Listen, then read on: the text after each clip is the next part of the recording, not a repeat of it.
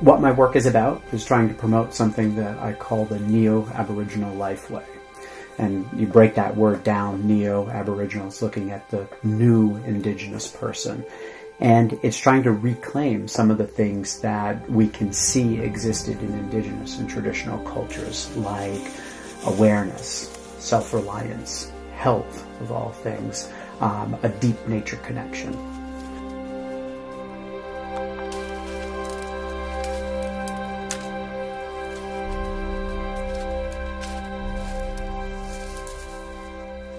I teach ancestral lifeways, so these are the things that many people call primitive skills or survival skills, and those are things like shelter building and fire making, hunting weapons and traps, but also foraging and medicinal plants and using things as cordage, dyes, adhesives, and all of the other things that we need to accomplish when we're living on the landscape.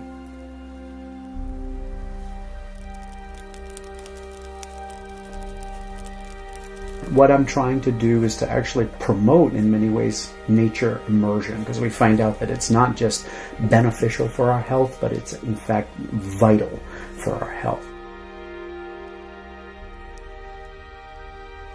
This neo-aboriginal lifeway has come about by a recognition that we're infused with about 7 million years of hominid evolution. That's the length of time that we've been kind of a separate lineage from the rest of, the kingdom of life. We're genetically extremely similar to humans that lived even 50,000 years ago. There's very little difference between us in terms of our base genes.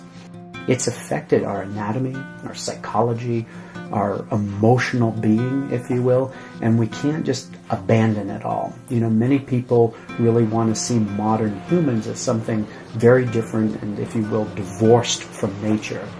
And when we abandon all of that history of deep immersion in nature, we find that we run into all kinds of health problems, whether that's cardiovascular disease, neurovascular disease, cancer, diabetes, arthritis, even children now with high rates of autism, food allergies, asthma, childhood cancer, incredibly on the rise. These are things that medical anthropology has shown, for the most part, did not exist in many indigenous cultures. So it's within humans to live long lives free of chronic disease.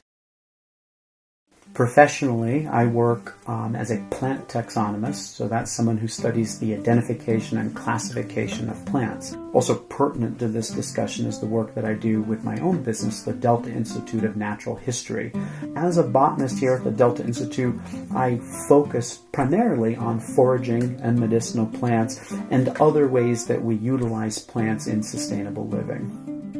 My strategy has always been to use modern scientific information, because that's extremely helpful, but to find the union between that and the observations that we have of indigenous and traditional cultures. And when we find overlapping evidence, we can present a much stronger picture for what might be beneficial to our health. And this is an approach that's rarely done. Find healthy populations and observe what did they eat, or what community did they experience, what rites of passage did they perform.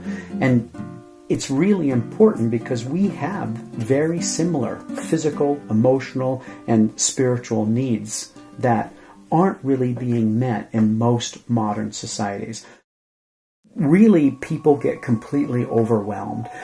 This causes cancer, that causes diabetes, this is bad for you, no it isn't, well maybe it is, my baby's toys have something in them, and what happens is they go, I'm done.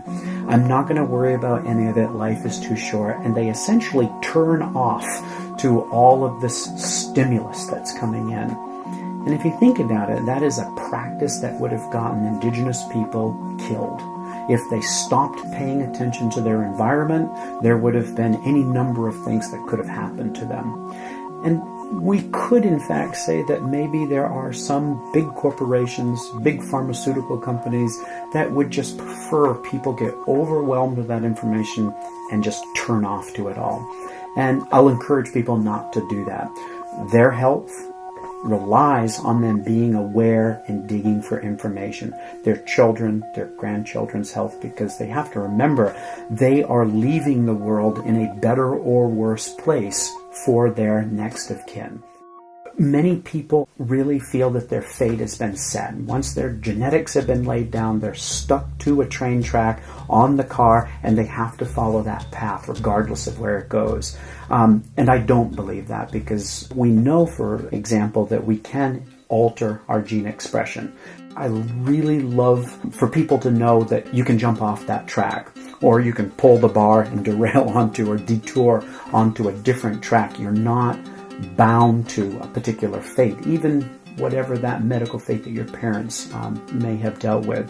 And we can do that through deep nutrition, positive experiences, exposure to the elements, solid and beneficial community of people that are really looking out for your best interest.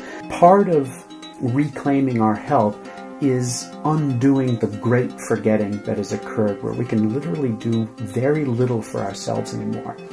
Everything's imported from a distant land, which includes most of our food, and we've lost that ability to be completely self-reliant and to use our own landscape to support our health. So I'm really hoping to encourage people to jump into a sustainable Lifeway where they're using place-based technology, which is a fancy way of saying they're using what comes from their own landscape to benefit their lives, and in turn, they end up benefiting those organisms that support them. This is something that has a name. Many authors refer to it as rewilding. And because people hear the term wild, they automatically think that it is about returning to the woods, living in various bark shelters, and not being able to experience any part of modern society ever again. That's not what rewilding is about. Rewilding should be thought of as a trajectory. Anybody can be somewhere on that path. And for some people, it might involve extended living in wilderness situations. But for others who may have very little information about diet and nutrition and doing things for themselves, it might literally mean moving away from conventionally raised produce to more organic heirloom produce that still has its seeds found within the fruit. And of course, continuing on that trajectory, we could see that wild plants would be maybe an ultimate goal, but not everyone's going to get there. And we don't have to get there all at once. It took many generations for us to forget what we knew about our landscapes, and it's going to take a lot of generations to regain that back. I really hope to be able to take people to a point where when they look out into the wild, they don't see a wall of green, but to be able to tease that apart and understanding how they can benefit your lifestyle.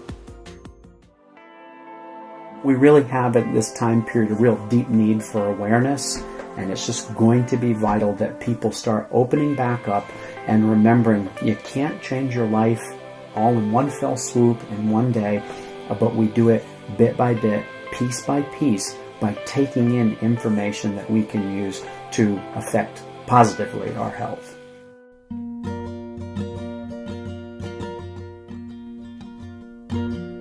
Petals broke from tips of roses hidden underneath my arm. All the framed different poses of places I'll soon forget.